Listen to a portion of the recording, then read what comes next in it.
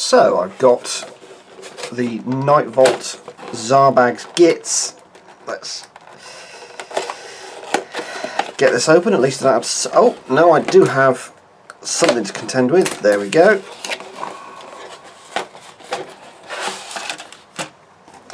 Okay, the grot figures are yellow. That's a very, very yellow set of models. And the instructions. Let's have a look. We've got a couple of one-piece models with the archers. We've got all the archers are one piece and the netter is one piece. The squigs are 1, 2, 3 pieces each. It's the wizard that's the most complicated model, and the squig herder and fanatic are both 3-piece. So pop that to one side.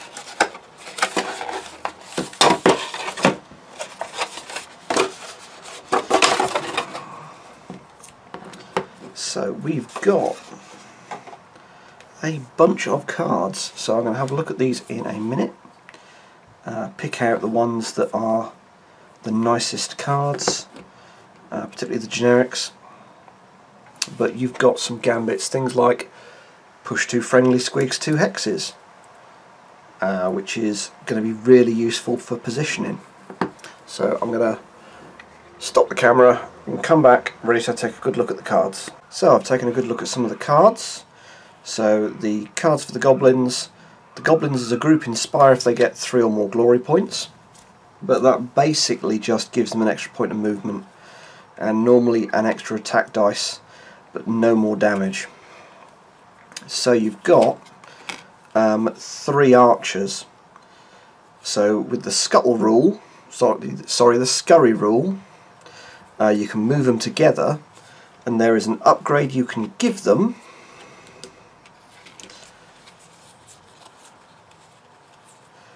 called Volley Caller.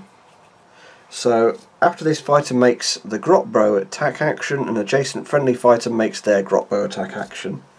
So you can fire them 2 at a time, which is really useful. There's a lot of spells in this.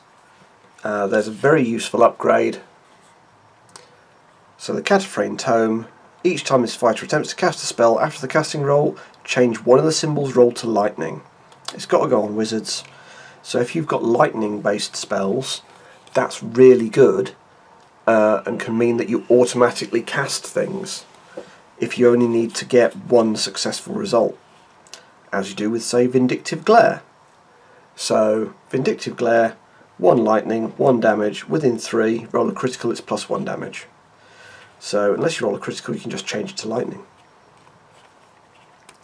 So that's really good. You've got some things that add +1 to damage at range 1, but you've also got some gambit spells, 1 for healing that regenerates a model. You've got Arcane Shield, reduce all damage by 1, which is really good, but you need to get 2 swirlies. Encroaching Shadow, choose an enemy fighter on an edge hex, they take a damage. That's great for dealing with people who are trying to get things around behind you. Healing Pulse is the regeneration one.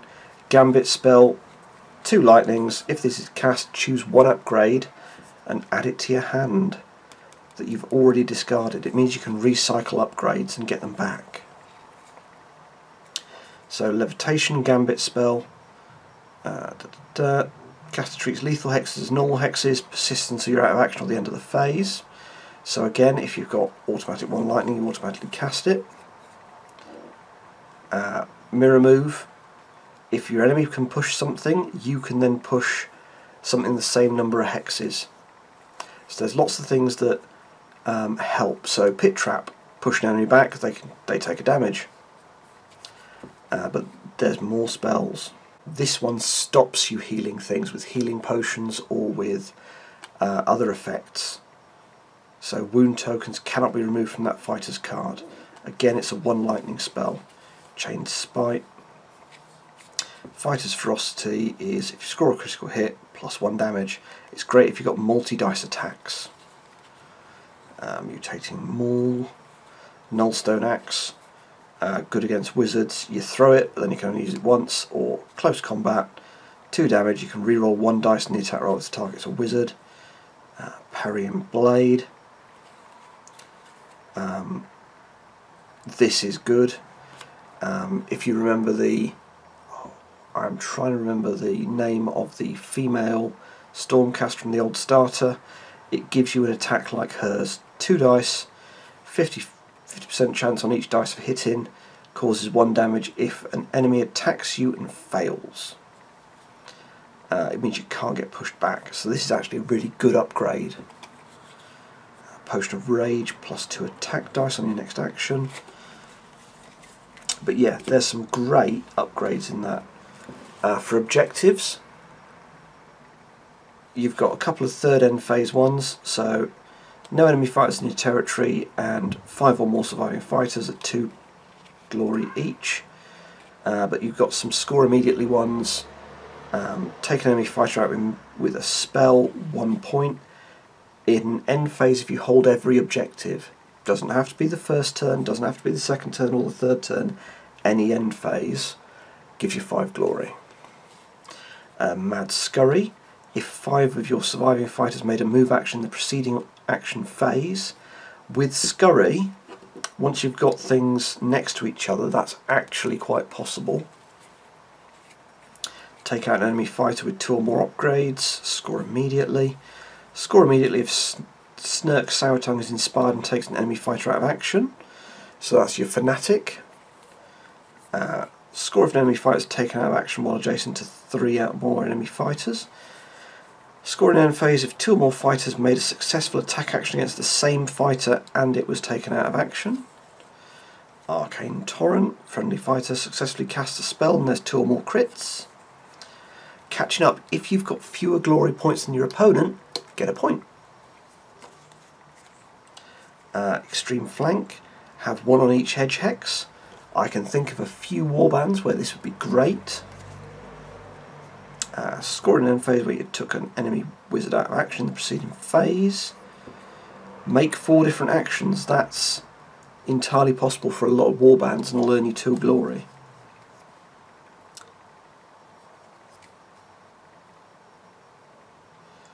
If the enemy don't cast any spells successfully in their turn. So they've got to try and cast at least 1, but if they don't, score if an enemy fighter is taken out of action by a lethal hex immediately. Score immediately if a hex adjacent to an enemy fighter is either occupied, blocked or lethal. That's real, if each hex, so you've got to trap them. Score if you gained at least 3 glory points in the round, so if you've got a load of score immediately ones and you take 1 or 2 enemies out of action, it lets you score another glory point in the end phase. Score if you take an enemy fighter out with a spell, so you can combine that with another card to score both. Score if there are at least 3 surviving friendly fighters and no friendly fighter has an upgrade at the end of the game. So yeah, there's a bunch of nice cards in this. I'm having to think about what sort of deck I'd want to put together. Probably one with a fair few score immediatelys. There's some nice upgrades, definitely. Particularly some of the spell ones. So Zarbag gets how many magic dice? 2. So 2 magic dice. That's pretty good. Same as all the other wizards so far. And inspired, he gets cleave on his sickle. The goblin's got a lot of sources of cleave. So Zarbag gets cleave, both the squigs get cleave. Sourtongue doesn't even make a damage roll. Enemies, when he scatters into them, just take 1 damage. But yeah, so you've got 3 models with cleave, which is a reasonable number. But you've not really got anybody who can do more than 2 damage in one go. There's a lot of 1 damage models, which is why you got a couple of upgrade cards that let you do an additional point of damage at range 1. So if we have a good old look at some of the models, so you've got, that's 1 piece then you've got a whole bunch of one piece on this sprue.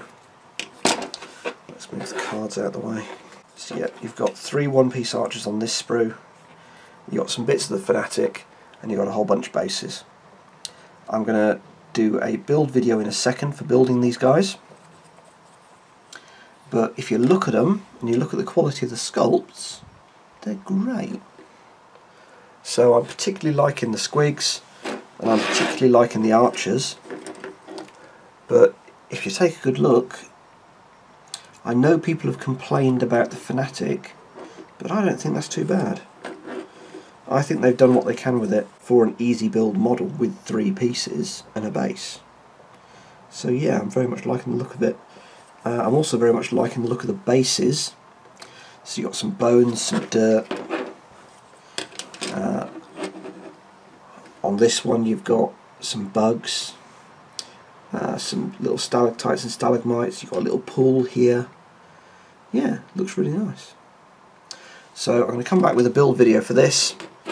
For what it costs, I think Zarbags Gitz is probably a really good buy, and I think it's going to easily outsell the Tzeentch stuff, because people like goblins a lot more, and this is the first real look at the new goblins, unless you count the Herald of whatever from the AOS event from the last bit of edition 1 of AOS.